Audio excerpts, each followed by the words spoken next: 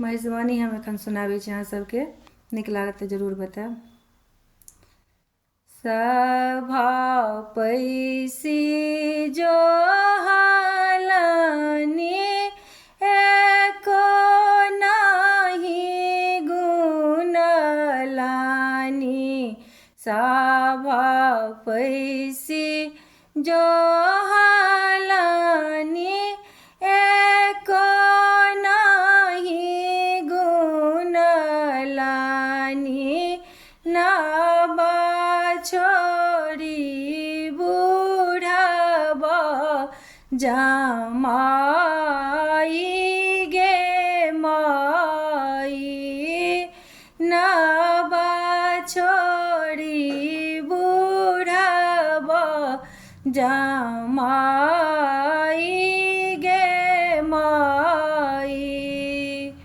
गौरी के मन छल प्रथमा बड़ होय, पूजितहूँ माघ तू सारी गे माई। पूजितहूँ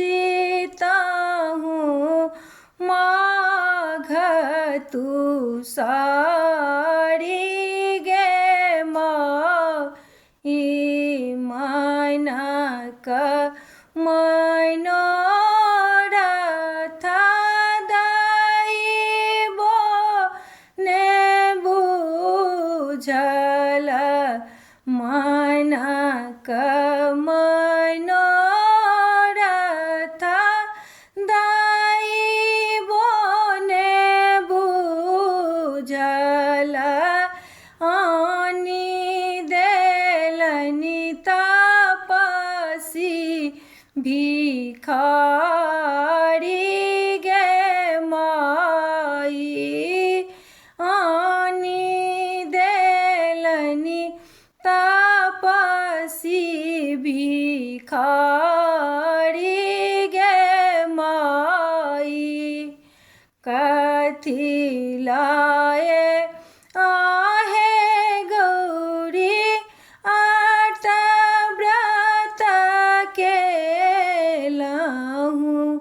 कथी लाए माघ नहेलहुँ गे माई। कथी लाए माघ नहेलहुँ गे माई। धर्म लाए आहे अम्मा आर्त व्रत केलहूँ। बड़ लाए माघ नहेलहुँ गे माई। बड़ लाए माघ नहेलहुँ